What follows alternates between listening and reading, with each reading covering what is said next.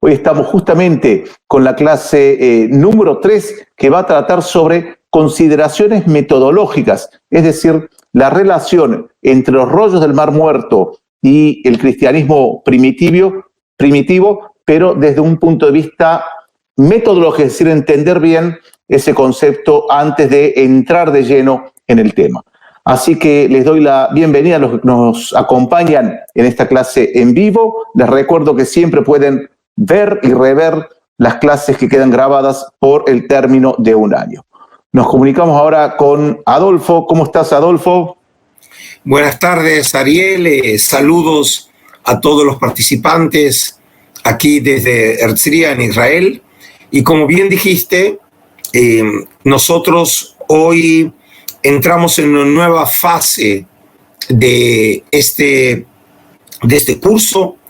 En los dos primeros encuentros, el tema central fue el tema de los esenios, verdad frente al mito, en donde tratamos de explorar, por un lado, los testimonios antiguos de las fuentes clásicas sobre los esenios en el contexto del fenómeno sectario, y más específicamente, en la última clase ya exploramos el tema de los esenios, articulándolo con la arqueología de Qumran, y luego tratamos de seguir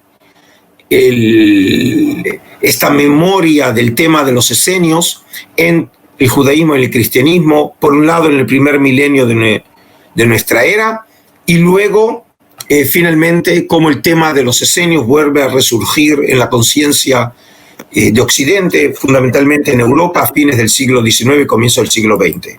Hoy nosotros entramos en una segunda parte, y esta segunda parte ahora nos va a permitir centrarnos obviamente en el tema que nos convocó a todos ustedes, los rollos del Mar Muerto, Juan el Bautista y Jesús.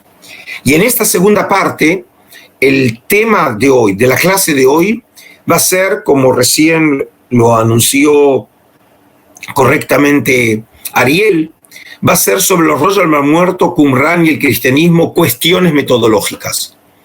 Es decir, lo que quiero precisamente es hoy sentar las bases de todo el tratamiento que vamos a hacer a partir de la próxima clase, claramente marcando el camino que vamos a seguir a lo largo de los próximos encuentros. Y en la primera parte de la clase de hoy, quiero comenzar con algo que por ahí para muchos es obvio, pero en realidad te explica la manera en que los rollos fueron entendidos durante los primeros años de la investigación. Si quiero estudiar con ustedes el interés cristiano en los rollos del Mar Muerto. Comenzamos. Desde un comienzo, los cristianos estuvieron vinculados a los rollos del Mar Muerto.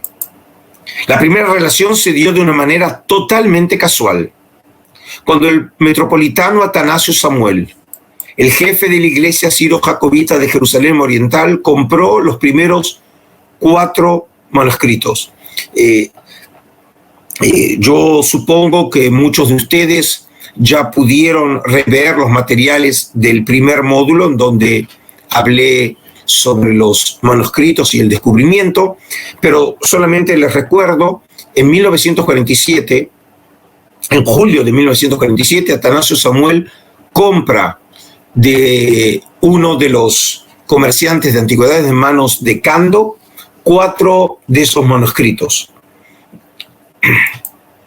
Para entonces, él no sabía sobre la relevancia que estos escritos tendrían para el estudio de los orígenes del cristianismo. Es decir, por eso digo, es una relación totalmente casual que precisamente sea un cristiano, en este caso un sacerdote cristiano, que tenga posesión de esos rollos cuando todavía no sabe realmente si son relevantes o no para el cristianismo.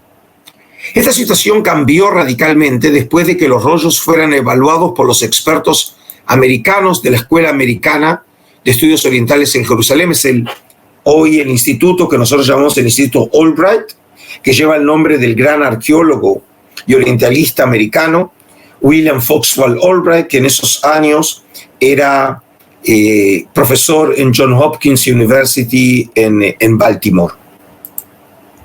Y ellos, es decir, los americanos, llegaron a la conclusión de que los manuscritos en su posesión eran originales y muy antiguos y que venían de la época de Jesús. Es decir, solamente en ese momento, cuando los americanos ya empezaron a estudiar los manuscritos que estaban en su posesión, como por ejemplo el manuscrito completo del libro de Isaías, el manuscrito A, la regla de la comunidad, el Pesher o comentario de Habacuc, y había un cuarto documento que es precisamente el que aparece aquí en la imagen y que está sin desarrollar, que luego llevará como nombre el apócrifo del Génesis, que no había sido abierto todavía para esa época, pero los americanos claramente ya vieron que estamos hablando de manuscritos antiguos que vienen de esos años, de la época de Jesús. Es decir, que ahora la relación ya no es simplemente la casual, sino también el hecho de que esos documentos vienen precisamente de esos años claves. Este descubrimiento tomó una dimensión pública cuando la Universidad de Yale anunció sobre el descubrimiento de estos documentos el 12 de abril de 1948. Y este es el primer anuncio que se llevó a cabo alguna vez en la historia, el anuncio público, lo que serían los breaking news de hoy de la CNN sobre los rollos del Mar Muerto. Y así decía el anuncio. La Universidad de Yale anunció ayer el descubrimiento en Palestina del primer manuscrito conocido del libro de Isaías. Fue encontrado en el monasterio sirio de San Marcos en Jerusalén, donde se había conservado en un rollo de pergamino que data aproximadamente el siglo I antes de la Era Común. Recientemente fue identificado por los estudiosos de la Escuela Americana de Estudios Orientales en Jerusalén. Y también se examinaron en la escuela otros 3 antiguos rollos hebreos. Uno fue parte de un comentario sobre el libro de Habacuc, otro parecía ser un manual de disciplina de alguna secta u orden monástica comparativamente poco conocida, posiblemente los esenios. El tercer rollo no ha sido identificado, era precisamente el que hoy llamamos el apócrifo del Génesis. El interés de los cristianos en los rollos fue en aumento como consecuencia de la serie de exhibiciones de estos manuscritos que llevó Atanasio Samuel llevó a cabo en bibliotecas, museos y galerías de arte en los Estados Unidos. Para entonces ya Atanasio Samuel había comprendido y asimilado la importancia de estos documentos, y por medio de estas exhibiciones lo que pretendía Atanasio Samuel era vender los manuscritos. Samuel exhibió los rollos por primera vez en la Biblioteca del Congreso en los Estados Unidos en 1949. Y a continuación les mostraré un video único, sin sonido, así que no crean que hay un problema en vuestro ordenador, ¿sí? Es un video sin sonido que evidencia cuando Samuel le mostraba a autoridades laicas y religiosas el maravilloso rollo de Isaías en su posesión. Presten atención de manera especial a la manera en que Samuel desenrollaba el manuscrito, tocándolo con las manos desnudas, sin protección alguna. Dura más o menos unos 2 minutos.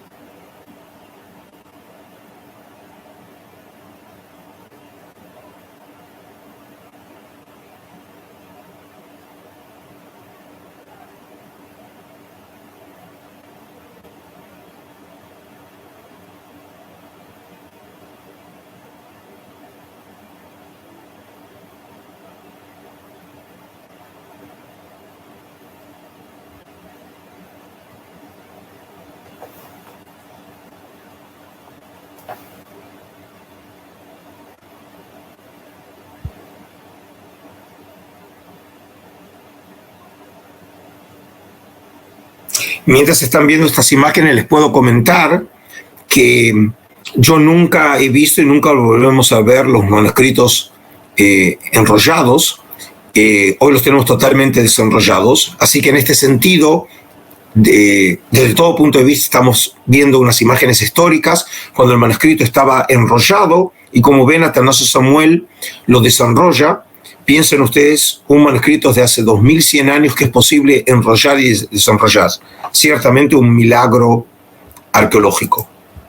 Otro de estos lugares de exhibición fue la Universidad de Duke, en Carolina del Norte, en el año 1950. En esta imagen, que la encontré en los archivos de la universidad, se puede ver que los rollos fueron exhibidos en la iglesia de la universidad, más precisamente en el altar. Aquí ustedes ven acá las escaleras, por debajo de la cruz. No cuesta imaginar lo que pensaron los visitantes cuando vinieron a ver los rollos en la iglesia, sabiendo que el dueño es un sacerdote y que los rollos vienen de la época de Jesús. De esta manera, entonces, los rollos se fueron convirtiendo sistemáticamente en la conciencia de las personas en documentos cristianos relevantes para el estudio del cristianismo. Es decir, los manuscritos estaban en exhibición, en este caso en una iglesia, el dueño de los manuscritos es un sacerdote y como sabemos los manuscritos vienen de la época de Jesús, es decir, empieza a crearse una narrativa cristiana en alrededor de los manuscritos. A partir de esos años, las publicaciones y documentales sobre los rollos del Mar Muerto se sucedieron de una manera notable, acrecentando el interés en los rollos por parte del público en general y de los cristianos en particular.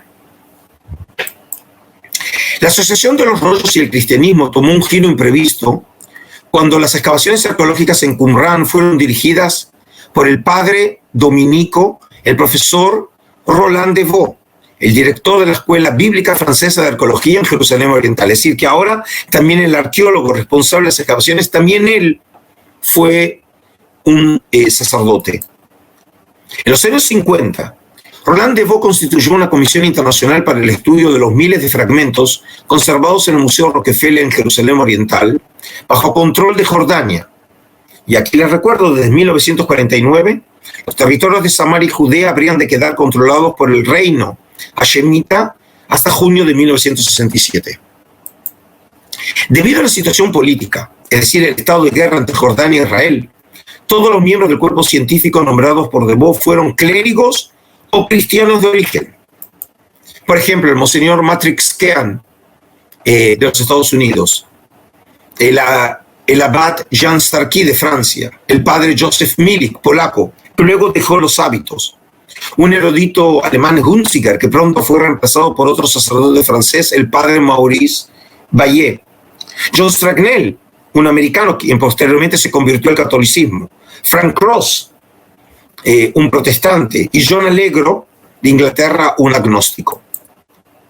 Naturalmente no se incluyó a ningún judío israelí en el equipo. El problema con estos nombramientos no residía en el hecho de que fueran religiosos, cristianos o agnósticos, sino en el hecho de que sus intereses los llevó a estudiar e interpretar los manuscritos desde una perspectiva cristiana, interesándose en temas como mesianismo, antes que en problemáticas judías como la pureza ritual. Es algo obvio. El mesianismo es un tema central en la fe cristiana y por eso cuando tuvieron la posibilidad de estudiar documentos de esa época, los que buscaban eran temas que obviamente tenían que ver con las creencias centrales del cristianismo. Además, la educación de estos estudiosos en Sagradas Escrituras, sea el Antiguo Testamento o Nuevo Testamento, teología o la literatura de padres de la Iglesia, no les había proveído de los conocimientos adecuados para leer documentos de ley judía o exégesis talmúdica. Por tanto, entonces, esta carencia en su formación académica les impidió interpretar los manuscritos en su verdadera dimensión, escritos en muchos casos en un espíritu cercano a la literatura rabínica que ellos desconocían.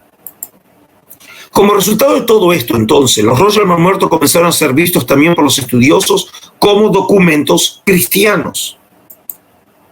En palabras de Lawrence Shipman, uno de los grandes investigadores de los rollos, profesor en la Universidad de New York, en su libro y clásico Reclaiming the Dead Sea Scrolls, escribió así: en consecuencia, la investigación durante el primer periodo de estudio de los rollos se centró principalmente en lo que decía el rollo, o se podía afirmar que decía, sobre el trasfondo del cristianismo.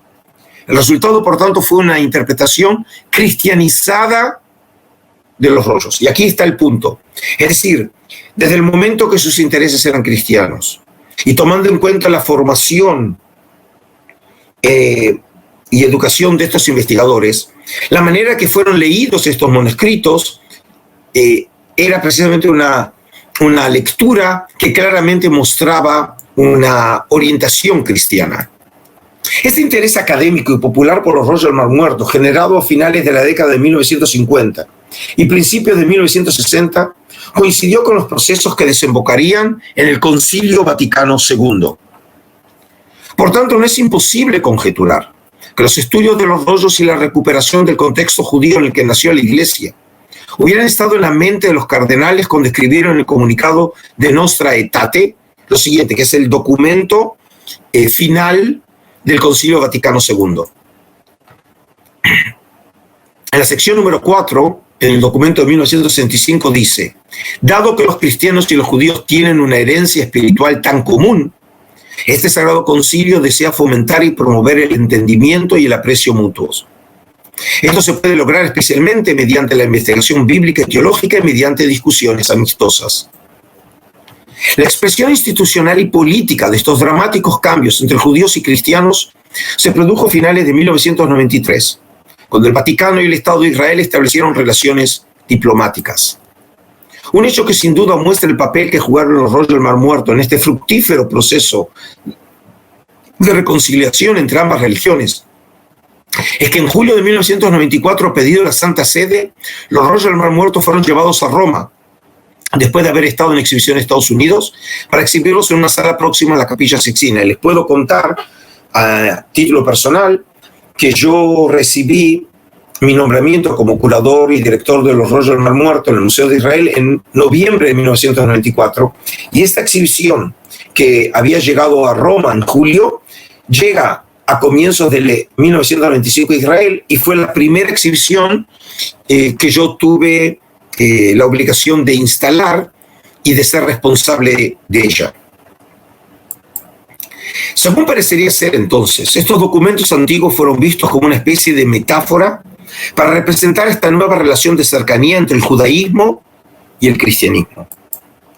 En este sentido, la importancia de los rollos a los ojos del Vaticano se puede apreciar en este comunicado difundido por la Comisión Bíblica Pontificia en 1993.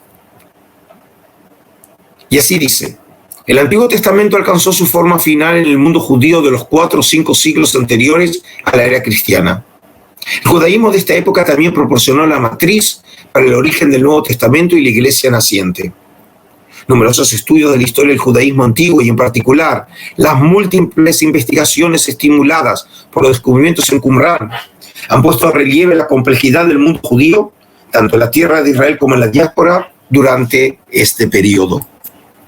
En suma, pues, los rollos del Mar Muerto despertaron desde los comienzos mismos del descubrimiento un interés muy grande en círculos cristianos. A pesar de ser escritos judíos, estos manuscritos fueron entendidos en vastos círculos académicos y populares a la vez como documentos cristianos. Con el pasar del tiempo, los rollos se convirtieron en la clave para entender la matriz en la cual nació la cristiandad. En esta segunda parte ahora, con esta información general, quiero explorar con ustedes los escándalos y sensacionalismos después del año 1947 y de qué manera los rollos del Mar Muerto se vieron involucrados en estos escándalos que tenían que ver con los orígenes del cristianismo. Este interés de los cristianos en los rollos del Mar Muerto derivó también en un creciente sensacionalismo por parte de la prensa amarilla, interesada en interpretaciones esotéricas y en conspiraciones políticas y religiosas. En el año 1991, los periodistas Michael Bajan y Richard Leight publicaron The Dead Sea Scrolls Deception, traducido al español bajo el nombre El escándalo de los rollos del Mar Muerto, que ciertamente fue el gran bestseller de la década del 90 del siglo pasado. En palabras de los autores mismos en la contratapa del libro, dice así: todo parece indicar que el Vaticano es responsable de que el 75% de los rollos del Mar Muerto permanezcan ocultos e inéditos. Si se revelara su contenido, posiblemente quedaría al descubierto que Pablo y la Iglesia oficial tergiversaron de manera interesada el mensaje de Cristo. Y luego pregunta: ¿se desprende de ellos que Cristo no fue el fundador de una nueva religión, sino un agitador judío ultranacionalista? El embustero a que aluden los rollos era Pablo, un espía o delator romano que se infiltró en la iglesia primitiva para dividirla y manipularla. El mensaje de los rollos coincidía con el de Cristo y ambos chocan con los dogmas de la iglesia oficial. ¿Cuál es la tesis del libro? Los rollos fueron obra de fanáticos judíos que tenían mucho en común con los primeros seguidores de Jesús, y que pudieron haber sido idénticos a ellos, dirigidos por su hermano Santiago el Justo. Los rollos se mantuvieron en secreto durante décadas por un equipo dominado por académicos católicos, bajo el liderazgo de un fraile dominico, Roland de Vaux. Los autores afirmaban que las ideas preconcebidas de Vaux y otros miembros del equipo los llevaron a ignorar la evidencia de la probable procedencia del siglo I de muchos de los rollos y, en cambio, a consignar estos rollos de manera segura al pasado distante. Como es de suponer, las afirmaciones tan provocativas de este libro generaron una lluvia de críticas por parte de los estudiosos serios. Como ejemplo al respecto, veamos las reflexiones por parte de Antonio Piñero. Les recuerdo, el profesor Piñero es hoy profesor emérito de la Universidad Complutense de Madrid. Y así escribió el profesor Piñero. Respecto a ella hay que decir simplemente, con Helmut Stegemann, un respetado investigador alemán, que todo su montaje, se refiere a las teorías de Weijers y Ley, se basa sobre tres afirmaciones rotundamente falsas. La primera, que hasta 1991 solo se había presentado al público el 25% del material de Qumran. La verdad es que hasta ese momento se había publicado el 80% de los textos, pero en ediciones que esos periodistas parecen no haber conocido. Es más, de los textos más amplios e importantes que afectan directamente a la comprensión del Nuevo Testamento y del primitivo cristianismo, se había publicado ya en 1970 más del 90%. La segunda afirmación, que todo este retraso en la publicación de los manuscritos del que se ha hecho eco a la prensa con tanto escándalo, se debió a maquinaciones del Vaticano, el cual, según estos periodistas, no tenía el más mínimo interés en que aparecieran los textos para que no se acabara el negocio eclesiástico. La verdad, por el contrario, es la siguiente. La edición de los textos se encargó tanto a investigadores católicos como a protestantes o agnósticos. De los 7 miembros del equipo original de edición, solo 3 eran católicos. El Vaticano jamás tuvo el control físico de los manuscritos, de modo que bien poco podía hacer para impedir su publicación. El retraso en la edición, por ciento de textos en general menos importantes para la interpretación de la historia del cristianismo primitivo que los publicados casi de inmediato, se ha debido exclusivamente a circunstancias personales de los investigadores encargados de ella: muerte, desgracias o crisis personales, exceso de trabajo en otros ámbitos universitarios, etc. Hubo problemas técnicos. Lo que queda por editar son fragmentos minúsculos, difíciles de descifrar o de encajar en lo que conocemos. Y esto, por supuesto, tenía relevancia cuando Piñero escribió este texto. La tercera, que la cronología de los textos es errónea, que muchos de ellos pertenecen a la época cristiana y que por tanto han de interpretarse bajo esta luz. En concreto, estos textos desvelan la historia secreta y verdadera del cristianismo primitivo. A este supuesto ya hemos respondido hace un momento. Es hoy irrefutable que el grueso de los manuscritos de Qumran es anterior al cambio de era y todos anteriores al año 50-60 de Cristo. ¿Cómo van a desvelar la historia secreta del cristianismo primitivo, que como construcción ideológica se forma por esos años? Lo llamativo es que no solo periodistas adoptaron esta línea interpretativa de carácter sensacionalista, sino incluso investigadores de prestigio se dieron en contra del consenso académico, provocando escándalos de no menor cuantía. El primer ejemplo en este sentido es el del británico John Allegro, En el año 1953, Orlando Vogt lo había nominado como miembro de la Comisión Internacional encargada de la publicación de los fragmentos de manuscritos. Y por cierto, los argumentos de Allegro son muchas veces mencionados en el libro de Vagenin Lay.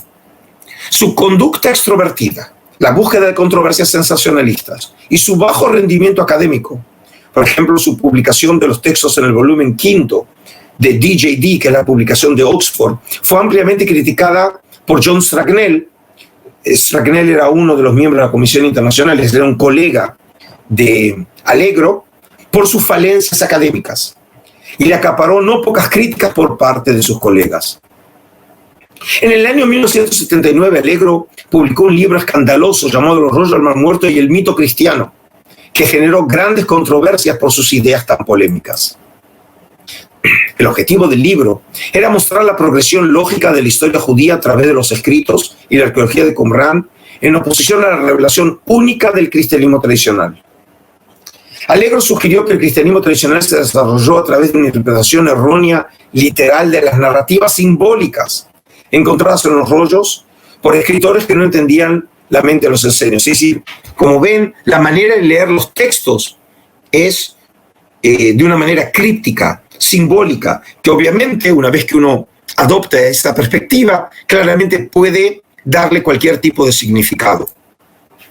Sostuvo además que el cristianismo gnóstico se desarrolló directamente de los esenios y que Jesucristo era un personaje ficticio, basado en una persona real, el maestro de justicia, del cual hablan los manuscritos, que había ayudado a establecer el movimiento esenio o camino y vivió en el siglo I antes de Cristo, alrededor de 100 años antes del periodo tradicional de los eventos del Nuevo Testamento.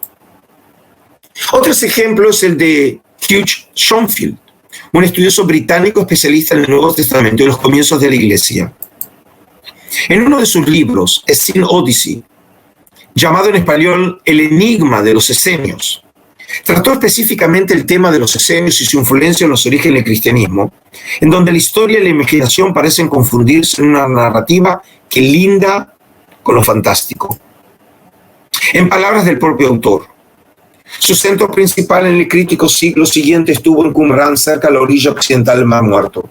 Aquí se llevó a cabo la ingente tarea de copiar y distribuir literatura profética y didáctica, hasta que el poblado fue arrasado por los romanos en la guerra del 67 al 73 de nuestra era. Eso pudo parecer el final del esenismo, pero no fue así.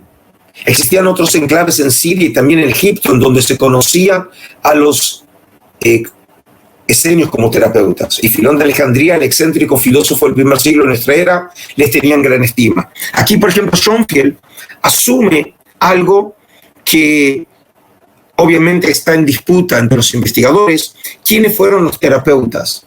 Nosotros ya hicimos mención en la clase anterior sobre los terapeutas, ese grupo de judíos, según Filón de Alejandría, un grupo de ascetas que vivían fuera de Alejandría, cuyo testimonio solamente lo tenemos en Josefo. En la literatura cristiana, muchas veces en los padres de iglesias confundían o identificaron a los terapeutas con los esenios, pero aquí Schonfield lo toma como si fuera una verdad histórica. Estos retornos de la congregación originaria perduraron durante algunos siglos y gran parte de sus enseñanzas y textos alcanzaron amplia difusión e influyeron, como veremos, en grupos religiosos y eclécticos de muchas clases: judíos, cristianos y más tarde musulmanes. Y este libro se interesará en buena parte por tales evoluciones. A esta lista de autores provocadores que, bajo el halo del prestigio académico, han publicado libros no consensuales, con argumentaciones que en muchos casos lindan con la fantasía, en clara polémica con las teorías aceptables por los estudiosos más sólidos, se pueden mencionar a los siguientes investigadores. Por ejemplo, la profesora Barbara Thiering, en Australia, que publicó un libro llamado Jesús y el enigma de los rollos del Mar Muerto, y otro, Jesús, el hombre, decodificando la verdadera historia de Jesús y de María Magdalena. Ya claramente pueden ver en los títulos hacia dónde apuntan estos libros. Sobre esta teoría escribía la profesora Edna Ullman Margalí de la Universidad Hebrea de Jerusalén. Como ejemplo, considere el caso de Barbara Thiering. Ella afirma que los rollos son producto de la rivalidad entre los partidarios de Juan el Bautista, identificado con el maestro de justicia, de los rollos y Jesús identificado con el hombre de la mentira. Es decir, Barbara Thiering afirma que cuando los rollos del mar muerto hablan del maestro de justicia, en realidad era un nombre codificado detrás del cual la referencia era Juan el Bautista. Y el hombre de mentira, que en los rollos, por ejemplo en el comentario de Habacuc, es el opositor del maestro de justicia, en este caso, seguramente desde, como ella cree, era una polémica hacia la figura de Jesús. Para mis propósitos, dice la profesora Ulman Margalit, esta teoría debe considerarse totalmente extravagante inicialmente, dada la datación científicamente definitiva, basada principalmente en técnicas paleográficas y de radiocarbono, de los rollos a un periodo mucho antes del nacimiento del cristianismo.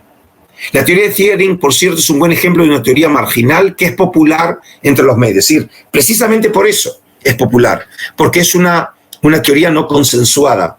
Y precisamente en una época que estamos tan ávidos de sensacionalismos, obviamente libros como el de Thiering se transformaron en muy populares. Otro ejemplo es el de Robert Eisenman, un profesor de la Universidad en California, que escribió un libro, Santiago, el hermano de Jesús y los rollos del Mar Muerto. Según Eisenman, los documentos revelan una actitud militante y nacionalista.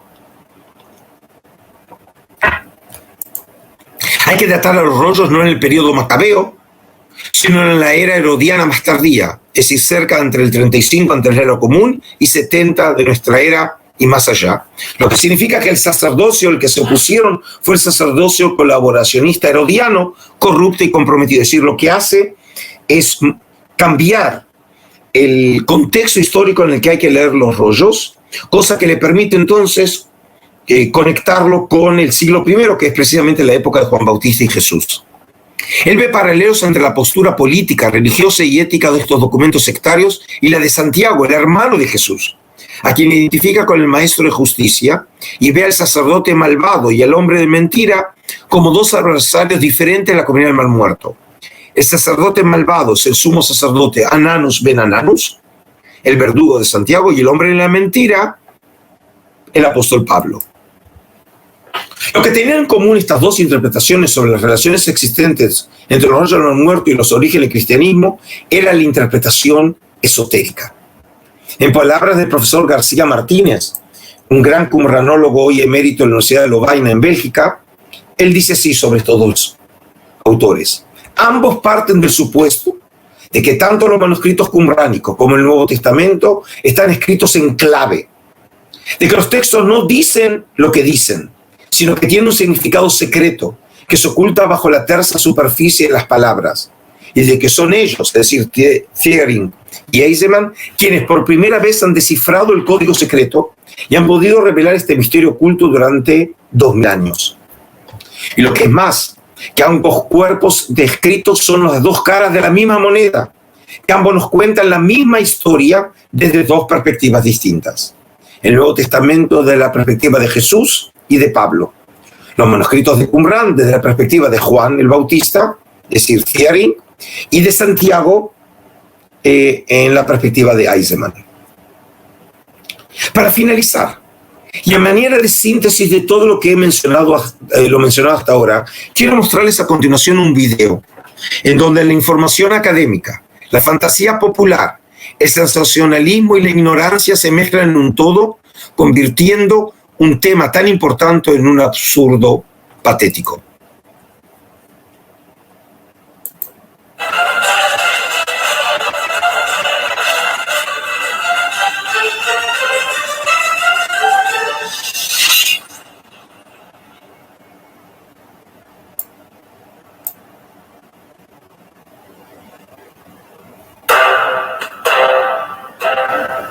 Se sabe que el Vaticano guarda celosamente en su gran biblioteca miles de textos antiguos desconocidos para el resto de la humanidad. Algunos incluso pueden llegar a poner en peligro la existencia de todas las religiones del mundo. Este es el caso de los manuscritos esenios, que acusan de falsas las leyes dictadas por las religiones. Y Jesús dijo: No busquéis la ley en vuestras escrituras, pues la ley es vida y las escrituras son muerte. El que os explica las escrituras os habla en lengua muerta de hombres muertos, ciegos que guían a otros ciegos por la senda del pecado, de enfermedad y sufrimientos. Así aparece en los antiguos manuscritos. Pero, ¿quiénes eran los esenios? Apenas sabemos nada de la vida de este pueblo. Vivieron hasta el siglo I después de Cristo, época en la que fueron perseguidos y exterminados. Fueron mencionados por conocidos historiadores de la época como Filón, Plinio el Viejo y Flavio Josefo. Se empezó a hablar de este pueblo con el hallazgo de los manuscritos del Mar Muerto o rollos de Qumrán, llamados así por hallarse en unas cuevas situadas a orillas del Mar Muerto, en Qumrán. En total fueron encontrados alrededor de 972 manuscritos que pronto captaron la atención de anticuarios, científicos y escritores. La mayoría de ellos están datados entre los años 250 a.C. y 66 después de Cristo. Entre ellos están los textos más antiguos en lengua hebrea del Antiguo Testamento. Se cree que fueron ocultados por los esenios para preservarlos de su destrucción. Están redactados en hebreo y arameo, excepto unos pocos que utilizan el griego. Los primeros manuscritos fueron descubiertos por casualidad alrededor del año 1946 por un pastor beduino que fue en busca de una de sus ovejas que se había extraviado. La encontró en una cueva cerca de Qumrán, a orillas del Mar Muerto, y allí pudo ver unos manuscritos rotos metidos dentro de vasijas de barro. Posteriormente se encontraron más manuscritos en 11 cuevas de esa zona. No se menciona a los esenios en las escrituras bíblicas, sin embargo, sí se habla de los fariseos, saduceos y otros. Parece como si se les hubiera querido borrar de la historia. Pero, ¿por qué? ¿Qué misterio esconden? Los esenios rechazaban el culto que se hacía en el templo de Jerusalén, al igual que Jesús. Desde el encuentro de estos manuscritos ha habido mucha polémica, quizás porque hay quienes han encontrado muchas similitudes con la vida de Jesús. Algunos escritores basados en fuentes apócrifas, es decir, en aquellos escritos antiguos que el Vaticano ha rechazado, aseguran que Juan el Bautista, Jesús y su familia fueron esenios, o por lo menos que convivieron muchos años con esta comunidad. Los textos esenios, junto con otros documentos, fueron eliminados por el Concilio de Nicea en el siglo IV. Pero, ¿cómo vivían los esenios? Este pueblo buscaba el contacto con la naturaleza, comían frutas, semillas y otros vegetales. Rechazaban los alimentos de animales muertos. La naturaleza y sus leyes eran fundamentales en la vida de este pueblo. Vivían cerca de los ríos, de los árboles, de las flores, de la música de los pájaros, donde el sol y la lluvia pueden abrazar al cuerpo, que es el templo del espíritu. Estaban en contra de la esclavitud, y en su comunidad no había ricos ni pobres. Los bienes pertenecían a todos, y se distribuían según las necesidades de cada uno. Parte de esos bienes lo utilizaban para ayudar a los pobres, viudas, huérfanos, forasteros y esclavos fugitivos que, aunque no pertenecieran a la comunidad, necesitaban ayuda. Y no se limitaban a una sola religión, sino que estudiaban todas para poder extraer de ellas todo el conocimiento. La gente estimaba y respetaba a los esenios por su honestidad, su bondad y su talento como sanadores. Los egipcios les llamaban los sanadores, los médicos. Edmond Bourdieu publicó en el año 1928 el Evangelio Esenio de la Paz, donde traduce los manuscritos esenios, sacando a la luz revelaciones desconocidas y ocultas hasta entonces, que ponen en peligro la existencia de todas las religiones. Rechazan los templos y las leyes escritas por la Iglesia. En ellos se dice que el único templo es el propio ser humano, y que la única ley está escrita en la naturaleza y en el cuerpo de los hombres, rechazando así toda ley que provenga de cualquier religión. Según los escritos esenios, Jesús dijo lo siguiente: la ley está escrita en toda cosa viviente. Vosotros la encontraréis en las hierbas, en los árboles, en el río, en las montañas, en las aves del cielo, en los peces del mar. Mas buscadla principalmente en vosotros mismos. Dios no escribió su palabra en las páginas de un libro, sino en vuestro corazón y en vuestro espíritu. Están también en vuestro aliento, en vuestra sangre, en vuestros huesos y en cada partícula de vuestro cuerpo. Están escritas en el aire, en el agua, en la tierra, en las plantas, en los rayos del sol, en las profundidades y en las alturas. ¿Por qué estudiáis las escrituras muertas, que son la obra de los hombres? Si queréis que la palabra del Dios viviente penetre en vosotros, no manchéis ni vuestro cuerpo ni vuestro espíritu, porque el templo, que es el cuerpo, es el templo del espíritu, y el espíritu es el templo de Dios. Hijos de los hombres, honrad a vuestra madre tierra y seguid sus leyes para que vuestros días se alarguen sobre la tierra, y honrad a vuestro Padre celestial para que sea vuestra vida eterna en los cielos. El espíritu del Hijo del Hombre fue creado del espíritu del Padre celestial, y su cuerpo del cuerpo de la madre tierra. El que os explica las escrituras os habla en lengua muerta de hombres muertos por medio de su cuerpo enfermo y mortal. A él, por lo tanto, le pueden entender todos los hombres, porque todos los hombres están enfermos y están en la muerte. Ciegos que guían a otros ciegos por la senda del pecado, de enfermedad y sufrimientos. Estos escritos nos muestran a un Jesús muy distinto al que nos han enseñado. ¿Qué contienen los textos que nos oculta el Vaticano? ¿Acaso relatan lo mismo que estos manuscritos? En ellos, Jesús muestra la importancia de la Madre Tierra. Aunque esto no es nada nuevo, sabemos que los nativos americanos y otras tribus de todo el mundo también hablan de la Madre Tierra y el Padre Sol, y de los espíritus del aire, del árbol, del águila. Para ellos todos los seres tienen espíritu. Pero curiosamente, también en estos manuscritos, Jesús habla de los ángeles del aire, del agua, del sol.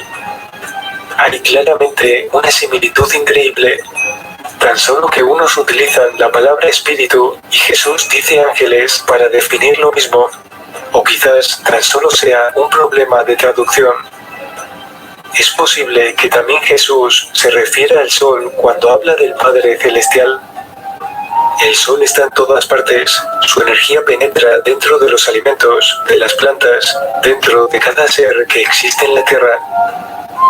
No nos cuestionamos si estos textos son auténticos o no, porque lo importante es el contenido que nos hace reflexionar. Las doctrinas de las diferentes religiones no son más que grilletes invisibles hechas para controlar al ser humano, esclavizarlo e impedir su desarrollo. Según los esenios, Jesús consideraba que el templo de Dios no se encontraba en las iglesias, sino en la naturaleza y en nuestro cuerpo. Jesús dijo: sois uno con vuestra madre tierra, ella está en vosotros y vosotros en ella. Amad a vuestra madre tierra, así como ella ama vuestro cuerpo. Como ha puesto en manifiesto esta reseña, la espectacularidad del hallazgo del horror del Mar Muerto derivó en algunos casos en polémicas y sensacionalismos. Esta situación transformó el estudio de estos documentos judíos en un verdadero caos, en donde las interpretaciones sólidas se vieron en muchos casos opacadas por teorías e hipótesis de poco valor académico. Por ello, en la próxima sección de esta clase quiero centrarme en cuestiones de carácter metodológico, con el propósito de colocar el tratamiento de las relaciones entre los manuscritos de Qumrán y el cristianismo en la perspectiva científica correcta. Ahora entonces comenzamos la última parte de esta clase de hoy sobre las relaciones entre los rollos del Mar Muerto y el cristianismo, consideraciones metodológicas. Quizás algunos de los participantes encuentren este último apartado demasiado técnico e incluso aburrido, inadecuado para un curso dirigido al público en general. Realmente la gente de hoy no tiene paciencia con estos problemas. Al contrario, todos queremos recibir respuestas rápidas, sin mucho esfuerzo. Sin embargo, en mi modesta comprensión, es precisamente en estos tiempos en los que nos bombardean con noticias falsas, fake news, que es de singular importancia saber sopesar los argumentos y evaluar cuidadosamente los datos. Siguiendo estas observaciones generales sobre la imperiosa necesidad de explorar cuestiones metodológicas, entonces, los invito ahora a abordar específicamente las áreas en las que los manuscritos del Mar Muerto contribuyeron al estudio del cristianismo antiguo. La primera es la lengua de los judíos, arameo, hebreo y griego. Les recuerdo, gracias a los rollos de Qumrán tenemos por primera vez en la historia documentos escritos en las lenguas que hablaban y estudiaban los judíos de hace 2000 años. La mayoría de los documentos del Mar Muerto están escritos en arameo, mientras que una minoría en arameo y en griego, a pesar de que precisamente el arameo y griego eran las lenguas más populares de esos años. La segunda, otro área de contribución de los rollos, es el texto de la Biblia hebrea. Es decir, por primera vez en el mundo tenemos documentos físicos de la Biblia hebrea de hace 2000 años atrás que nos permiten estudiar el desarrollo del texto bíblico desde la antigüedad hasta la versión masorética que tienen nuestras Biblias modernas. El tercer punto es la diversidad del judaísmo en la época del Segundo Templo, literatura, pensamiento, sociedad. Por ejemplo, los rollos del Mar Muerto nos permiten ahora entender en otro contexto el problema de la fragmentación, el sectarismo como fenómeno religioso, que algo de ello nosotros vimos en las últimas dos clases. Y cuarto, la matriz de origen del cristianismo antiguo, que obviamente es el tema que nos preocupa en este curso. La primera cuestión, ¿qué rollos del Mar Muerto son significativos para el estudio de los orígenes del cristianismo? Los manuscritos de Qumrán y Masada son anteriores a la destrucción de ambos sitios durante la guerra contra los romanos del siglo I de la Era Común. Por tanto, entonces son relevantes para el estudio sobre los orígenes del cristianismo. Es decir, no todos los manuscritos del Mar Muerto, es decir, los hallados en el desierto de Judea, son relevantes para la matriz del cristianismo, sino fundamentalmente aquellos que vienen de esos años, que son el origen mismo del cristianismo, que es el siglo I. La segunda cuestión, la posición privilegiada de los rollos del Mar Muerto para el estudio del Nuevo Testamento. Primero, la información de primera mano sobre el judaísmo palestinense, del cual surgió el cristianismo primitivo y la literatura neotestamentaria. Es decir, que nosotros tenemos por primera vez materiales originales que vienen directamente del judaísmo de esos años y no es una tradición tardía sobre el judaísmo preservada en los escritos rabínicos o en la literatura de la iglesia. Sin embargo, los rollos del Mar Muerto no son todos de igual manera significativos para el estudio del Nuevo Testamento. Por ejemplo, tenemos textos bíblicos. Los textos bíblicos de Qumrán testimonian en algunos casos el sustrato hebreo de la versión griega de la Biblia hebrea, es decir, la versión de los 70, la Septuaginta, que fue utilizada de manera regular por los escritores del Nuevo Testamento, o estaba muy próximo a su texto. Más específicamente, el sustrato hebreo de la versión de los 70 difiere de la versión masorética, pero concuerda con la presente en la versión griega del Nuevo Testamento. Es decir, estos materiales, que son un cuarto de los manuscritos hallados en Qumrán, tienen una importancia solamente para problemas textuales, no para el tema que nos preocupa a nosotros, como son los orígenes del cristianismo. Luego tenemos documentos sectarios, que es otro grupo de materiales, como la regla de la comunidad, documentos de Damasco, regla de la guerra, los Pesharim, o sea, la literatura parabíblica y extrabíblica, literatura intertestamentaria que se encontró entre los rollos del Mar Muerto, como Jubileos y Enoc, que tenemos en este caso los manuscritos más antiguos conocidos de estas obras, que los conocíamos o en traducciones, como por ejemplo el griego, el latín, o en versiones completas en etíope clásico, y ahora tenemos en hebreo, o en el caso de Jubileos, o en Enoc, en el caso de arameo, que tenemos las versiones antiguas de libros que sabemos que conformaban el judaísmo de esos años y que sirvieron como matriz del cual habrá de nacer el cristianismo. Para el estudio del cristianismo primitivo y de los escritos neotestamentarios, estas dos últimas categorías de escritos son de suma importancia para el conocimiento de una rama del judaísmo antiguo, es decir, los esenios, que hasta ahora nos era conocida solo por medio de Filón, Josefo o Plinio.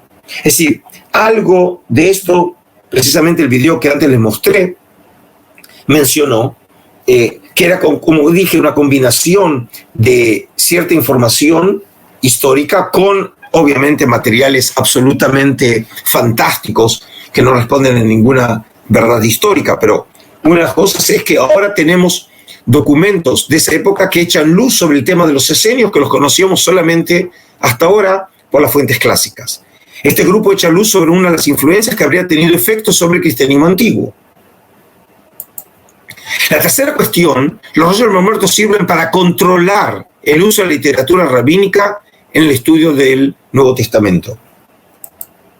Por ejemplo, las discusiones legales presentes en los textos rabínicos, por ejemplo, la rigurosidad en el cumplimiento de las observancias relativas al Shabbat.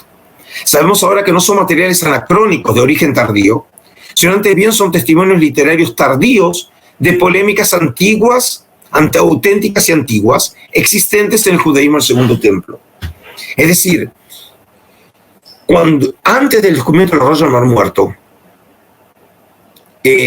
cuando se estudiaba los orígenes del cristianismo, se recurría a la literatura rabínica, porque era material judíos antiguos, pero materiales son mucho más tardíos de la época del Segundo Templo. Por lo tanto, ¿cómo podemos saber si los materiales y las tradiciones preservadas en la literatura rabínica preservaron auténticas tradiciones que tenían como origen la época del Segundo Templo? Ahora, gracias a los rollos del Mar Muerto, podemos reevaluar la importancia de la literatura rabínica y de qué manera esos materiales sirven para el estudio del Nuevo Testamento. Recaudos metodológicos a tener en cuenta en ocasión de usar los rollos del Mar Muerto para el estudio del Nuevo Testamento y los orígenes del cristianismo. Primero, no descontextualizar los documentos. Este es un punto fundamental. Según Joseph Fitzmayer, el contenido de los rollos bíblicos, intertestamentales y sectarios revela que provienen de personas de Judea que eran completamente judíos. Los rollos no fueron escritos por cristianos y se les debe dar su lugar apropiado en la historia judía. Como ven aquí, hay un shift, un cambio fundamental en la perspectiva, a diferencia de las primeras generaciones, cuando se lo leían desde una perspectiva cristiana, los manuscritos. Y por eso cuando se leen esas investigaciones parecería ser que los rollos eran pertenecientes a un grupo protocristiano. Ahora, Fitzmayer, un gran investigador, pero de origen católico, era un padre jesuita de la Universidad Católica en Washington, fallecido hace unos 2 o 3 años atrás. Fitzmayer precisamente lo que muestra es que ante todo hay que tener presente que son documentos judíos. Los autores eran judíos. Ellos escribieron en los marcos de una sociedad judía. Y es en ese contexto que tenemos que ver los documentos. Este es precisamente el error que cometieron investigadores como Barbara Thiering y Robert Eisenman, que leyeron los rollos como si fueran documentos escritos por cristianos o judeocristianos.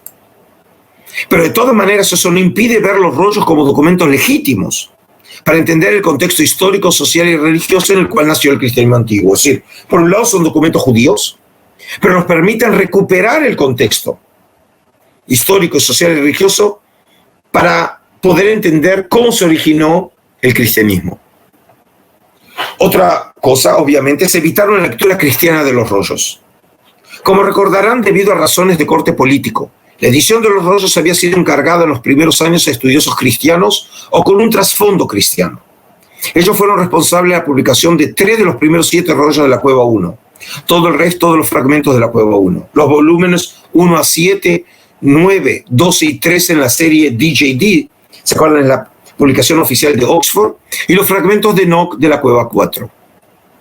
Como ya dijimos en su oportunidad, estos investigadores no tenían naturalmente el conocimiento necesario para leer estos documentos a la luz de la literatura rabínica a los efectos de llevar a cabo las comparaciones pertinentes.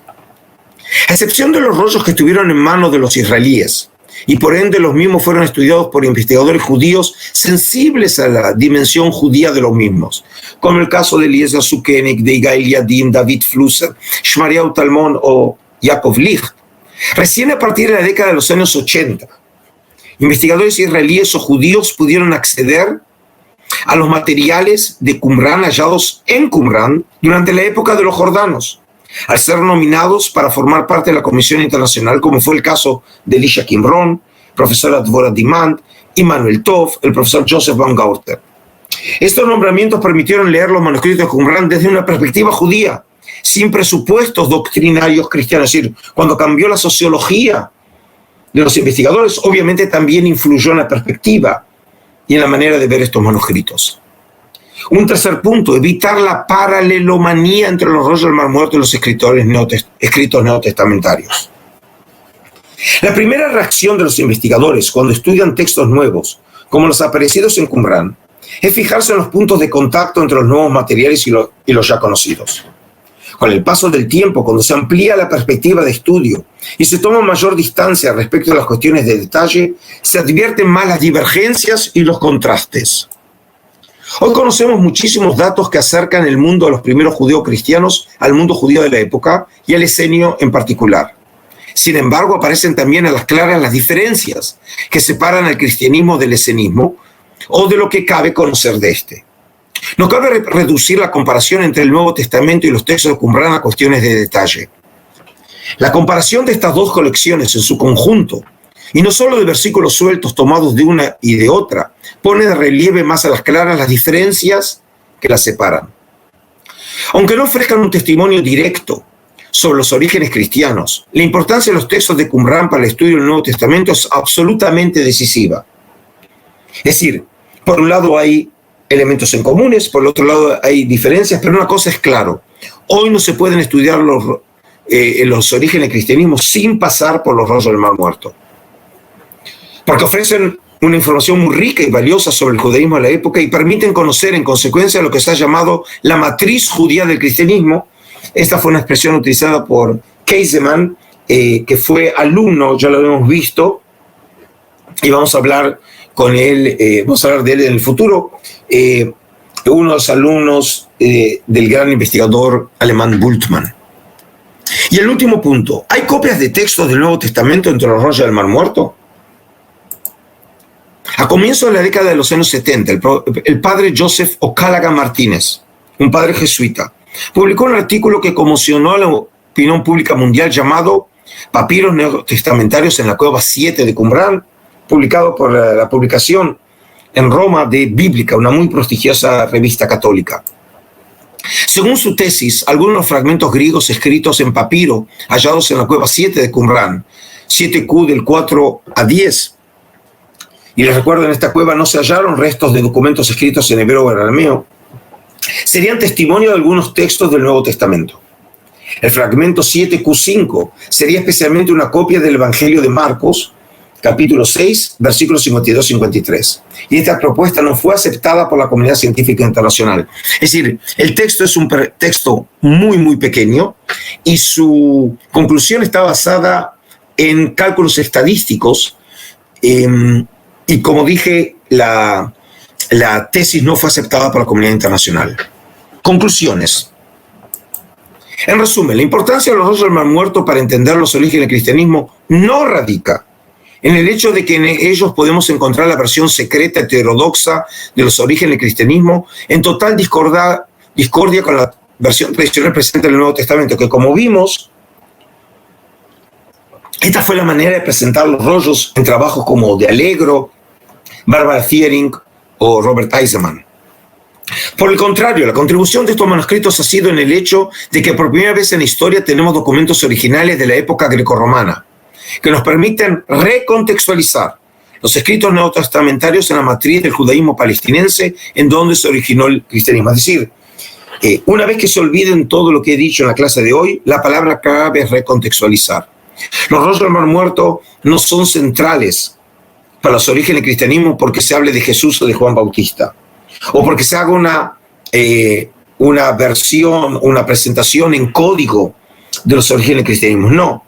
La razón está porque por primera vez podemos colocar las tradiciones, los dichos, los hechos que tienen que ver con Juan Bautista, con Jesús, con Pablo, en la realidad social, literaria, religiosa del judaísmo de Judea en el siglo I de nuestra era. A pesar de no ser documentos cristianos o protocristianos y no hacer referencia alguna de manera manifiesta o velada a ningún personaje relacionado con la historia del cristianismo, como Juan, Jesús, Pablo, Santiago. Estos documentos se han convertido en cruciales para entender los orígenes del cristianismo en el contexto del judaísmo del siglo I de nuestra era. Y por eso, hoy, en todo centro académico que se dedica al estudio de los orígenes de la Iglesia, el tema de los rollos va a ser un tema central, y por eso muchos de los grandes profesores enseñan sobre Qumran precisamente en instituciones cristianas. A partir de la próxima clase, nos dedicaremos a explorar de manera concreta la contribución de estos escritos para entender la figura de Juan el Bautista y Jesús en el contexto político, social y religioso de Judea a comienzos de nuestra era, en un viaje similar al túnel del tiempo. Los espero para recorrer juntos esta aventura intelectual y espiritual a la vez. Muchas gracias.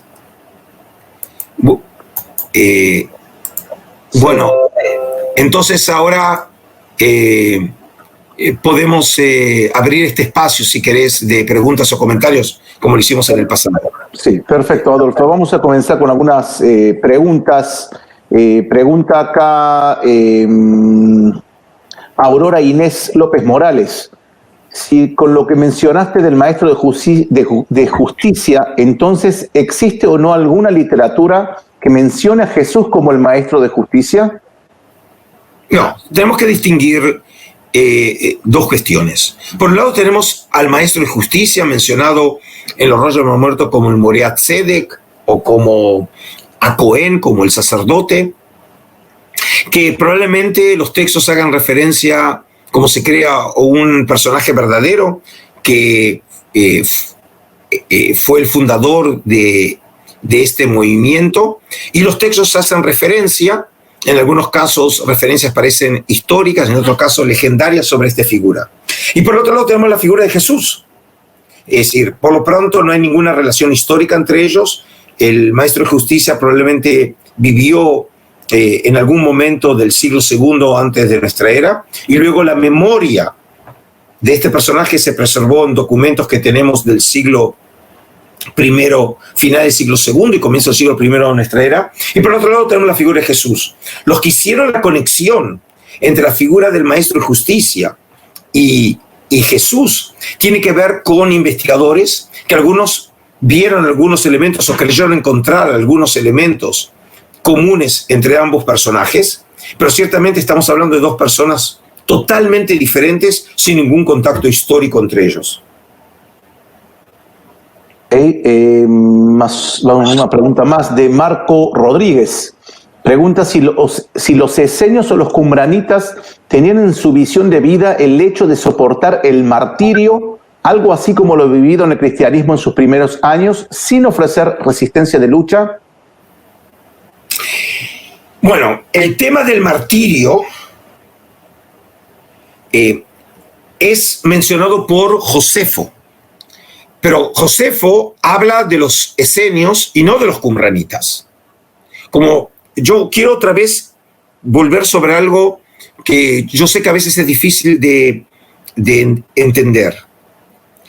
Cuando hablamos de los qumranitas hablamos de esenios y no de los esenios. No eran que los esenios solamente vivían en la zona del Mar Muerto. Probablemente los esenios, como yo mencioné en la clase anterior, los esenios eran un grupo radical, algunos creen incluso un grupo que se separó de la corriente central del esenismo de esos años.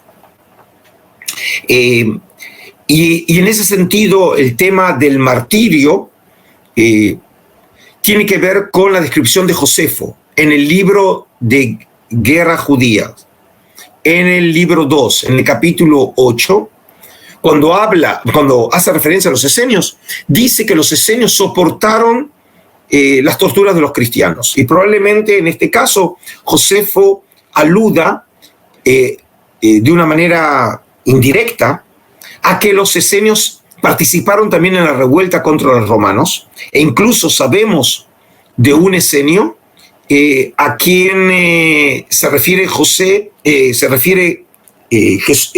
Josefo, aludiendo que era el líder de la revuelta en Lod, que es precisamente el lugar de la zona donde hoy se encuentra, no muy lejos, el aeropuerto Ben Gurión en Israel.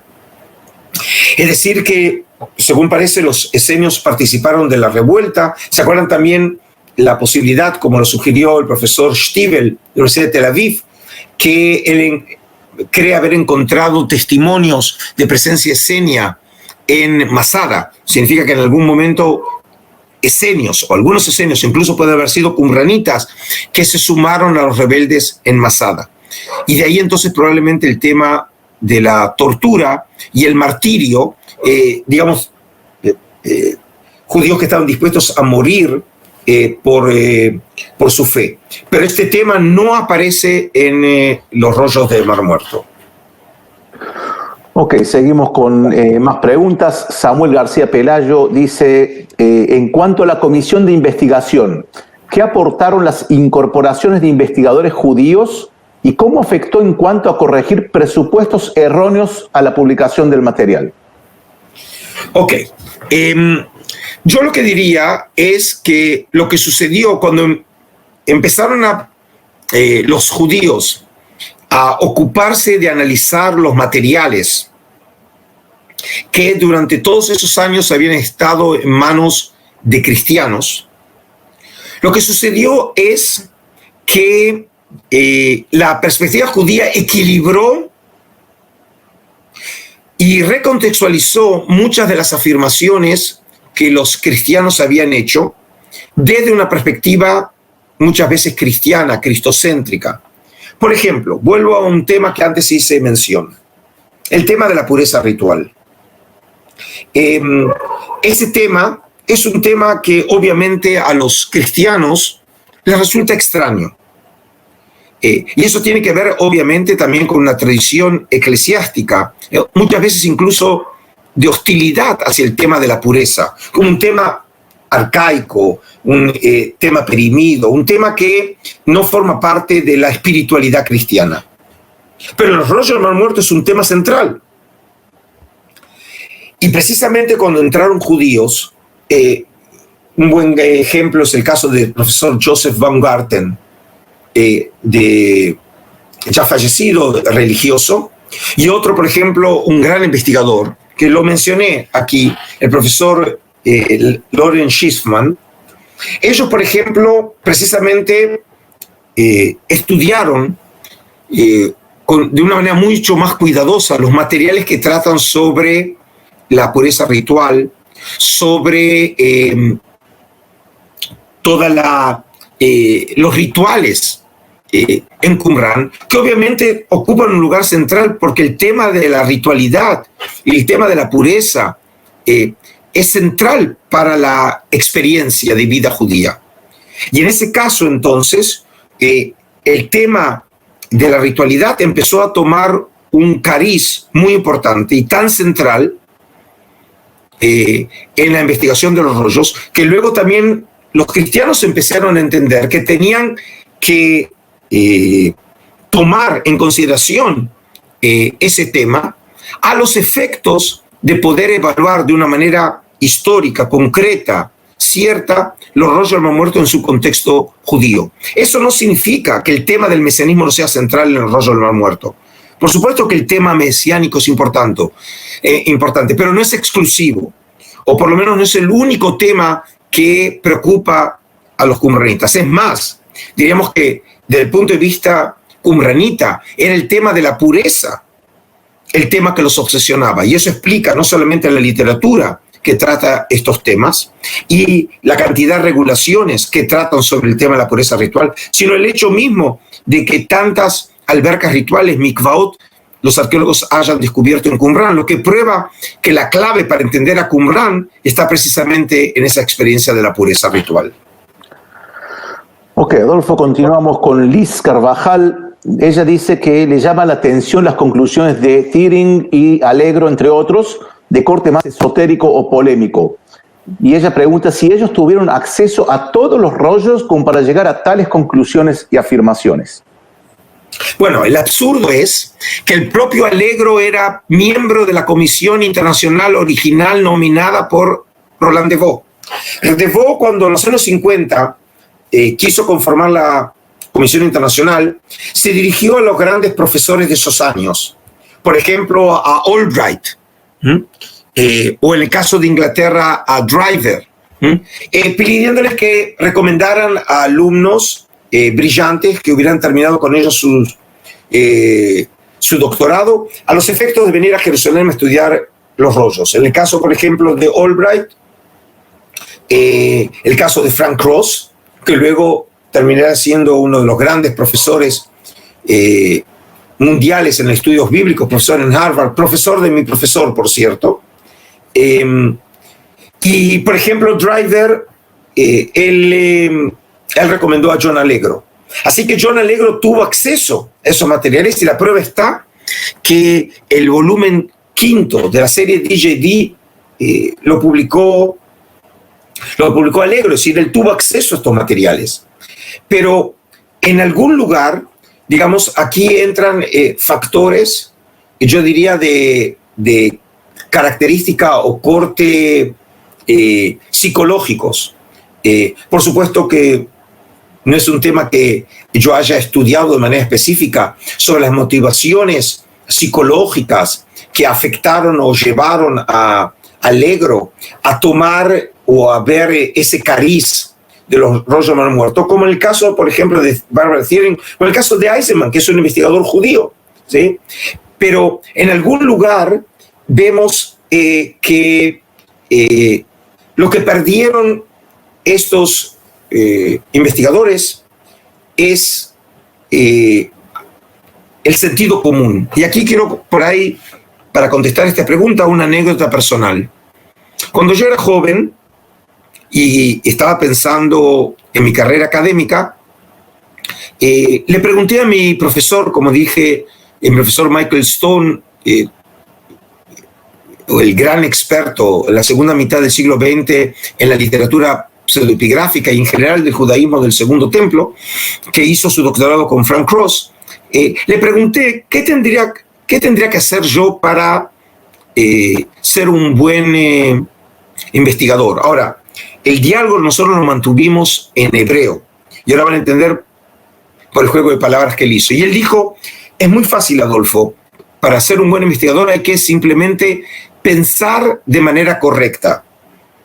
Es decir, lo que nosotros decimos como sentido común, la expresión en hebreo es sehel yashar, es decir, que nuestra mente piense de manera recta o correcta. Y entonces le dije, y si es así, ¿por qué hay tantos investigadores que no son buenos? Me dijo, vos sabés, Adolfo, qué difícil es que la persona piense de manera correcta, es decir, que realmente recurra al sentido común. Y yo creo que realmente ese es el gran problema en estas investigaciones, es que los autores aquí adoptaron un camino metodológico en donde claramente cayeron en una trampa. Del momento que ellos establecieron, del punto de vista metodológico, que el texto realmente es un texto críptico, que tiene que ser entendido de manera, como dije, secreta, con una clave, y del momento que ellos decidieron mover la datación de los manuscritos al siglo I, cuando no hay ninguna justificación, los textos, como hoy los tenemos nosotros, tienen que ser entendidos en el contexto de la realidad histórica del siglo I ante nuestra era, y no del siglo I de nuestra era, sino precisamente antes de Juan Bautista y Jesús. Es decir, cuando ellos los movieron, siguiendo esta lectura no consensuada, y obviamente entonces cayeron en un error metodológico, y por eso, digamos, a pesar de ser investigadores universitarios, no por eso sus ideas fueron aceptadas por la comunidad internacional. Y aquí quiero hacerles una advertencia. Miren, en última instancia mi objetivo aquí no es crear una secta, ni promover solamente unas ciertas ideas en detrimento de otras. Yo los invito a ustedes a que lean esos materiales y que realmente ustedes puedan por ustedes mismos poder evaluar la manera de argumentar. Y eso es todo lo que este curso tiene como propósito, darles materiales para que ustedes mismos puedan desarrollar una lectura independiente, sin depender de la lectura de Adolfo o de cualquier otro investigador, pero que por lo menos sean sensibles precisamente a los problemas metodológicos, porque la llave para entender estos materiales está precisamente en la manera de poder construir una argumentación sólida desde el punto de vista científico. Ok, Adolfo, continuamos con una pregunta de G. Cordero. ¿Sí? Pregunta si los escritos de Flavio Josefo, Filón y Plinio son testimonios independientes, y también pregunta ¿qué es el Evangelio Esenio de la Paz? Bueno, por lo pronto los materiales que nosotros conocemos de esta fuente son materiales realmente independientes. Plinio es un contemporáneo de Josefo, y yo dije en su momento, y lo vuelvo a reiterar, Plinio nunca vino a la tierra de Israel, así que probablemente lo que hizo es utilizar material que le llegó a él, cosa que no es en sí mismo inválido, porque los historiadores realmente utilizan fuentes históricas, aun cuando él no lo dice. La conclusión de los investigadores es que ese fue el caso de Plinio. Josefo, en este caso, él tuvo acceso personal y contacto con los esenios. Vuelvo a reiterar, cuando Josefo cuenta en su vita, en su autobiografía, que él a los 16 años, cuando comenzó a deambular entre grupos de esa época, los fariseos, los saduceos, también llegó a los esenios, significa que entonces tuvo un contacto directo con esenios. No sabemos mucho más sobre eso, pero eso nos prueba que la información en este caso no le llegó de manera indirecta, sino probablemente tuvo contacto con los esenios, a pesar de no haberse convertido en los esenios, no haber llegado a ser un miembro pleno de la comunidad, y por eso haber conocido los secretos de la comunidad, pero sin duda conocía muchísima información que hoy, gracias a la arqueología de Qumran y a los rollos del Mar Muerto, vemos que mucho de esa información no es una información fabricada, como por ejemplo lo sugirió la profesora Rachel Elior, sino que realmente refleja un conocimiento cierto. En el caso de Filón de Alejandría solamente visitó una vez la tierra de Israel y escribe sobre los esenios, probablemente a partir de noticias que le llegaron. En algunos casos, muchas veces son aportes idealizados de los esenios, pero en otros casos probablemente son ecos de tradiciones históricas ciertas que le llegaron a Alejandría en el siglo I antes de nuestra era y comienzos de nuestra era. Ahora, estos materiales, como dije, hoy, gracias a la arqueología de Qumran y de los rollos del Mar Muerto, claramente pueden ser evaluados y en muchos casos también valorizados. Esto es muy diferente al Evangelio de los Esenios Evangelios Esenios de la Paz. Este es un libro apócrifo, una fabricación espuria, escrita por Szekely, Edmond Bordeaux-Szekely, que yo lo mencioné en la clase pasada, que él argumentaba que había encontrado manuscritos en el Vaticano, y forma parte de este tipo de literatura que, como dije, linda con lo fantástico y también con la charlatanería. Por ejemplo, de alguna manera, el material de Szekely hay que verlo en el mismo espíritu, por ejemplo, de Dan Brown, con el Código Da Vinci, que también ahí afirma que todo lo que él dice ahí es cierto, a excepción de, si ustedes leen el libro, y les puedo decir, cuando leí el libro, y lo leí precisamente, me acuerdo, porque un alumno se me acercó diciéndome si yo había leído el libro y si era cierto lo que decía, y cuando entré en el libro, vi que casi todas las afirmaciones son todas falsas, y precisamente la fama de esta obra no tiene nada que ver con las verdades o certitudes que aparecen en el documento, sino precisamente estos materiales son totalmente fabricaciones que tenían solamente como propósito engatusar al público, pero consiguiendo realmente escribir un bestseller sin ningún valor histórico. Ok, Adolfo, hay varias preguntas, entre ellos Juan Garcés, veo a Alicia McDonald también, Roberto Lascano y otros, ¿no?, que hablan sobre justamente la relación entre los rollos del Mar Muerto y las raíces del cristianismo. ¿En qué están esa conexión? Si es por la filosofía, por ciertas costumbres, ¿en dónde se ve esa relación? Y no sé si la respuesta la vas a dar ahora o la vas a dar en las próximas clases. Si podrías... Mira, tal vez lo único que puedo decir es lo siguiente: si ahora respondo esta pregunta, me quedé sin curso. Ok. Pero otra vez, sí, pero otra vez viene a cuento precisamente lo que yo todo el tiempo estoy afirmando. Y lo que digo es lo siguiente: la respuesta no es una frase, sino una argumentación. Es decir, para poder entender los dichos, el pensamiento, las acciones de Jesús, de Juan Bautista, y eventualmente por ahí en el futuro estudiaremos sobre Pablo y otros autores del cristianismo antiguo, para eso tenemos que entenderlo en un contexto muy amplio. Y por eso yo dije que la recontextualización de esas historias o esos pensamientos o esos dichos en el contexto, cuando nosotros podemos comparar específicamente ciertos textos de Qumran con los relatos del Evangelio y poder, en este caso, también explorar específicamente expresiones o prácticas o ideas o creencias que aparecen en Qumran y que aparecen en los rollos, es en ese contexto que nosotros podemos evaluar si son importantes o no. Yo ya les dije, el estudio de los rollos del Mar Muerto es crucial y hoy no se pueden estudiar los orígenes del cristianismo sin estos documentos. Por eso estamos en una posición mucho más ventajosa de lo que había sucedido décadas atrás, cuando los únicos documentos para estudiar los orígenes del cristianismo era la literatura rabínica o los escritos padres de la Iglesia, que son materiales tardíos, son tradiciones que sufrieron manipulaciones.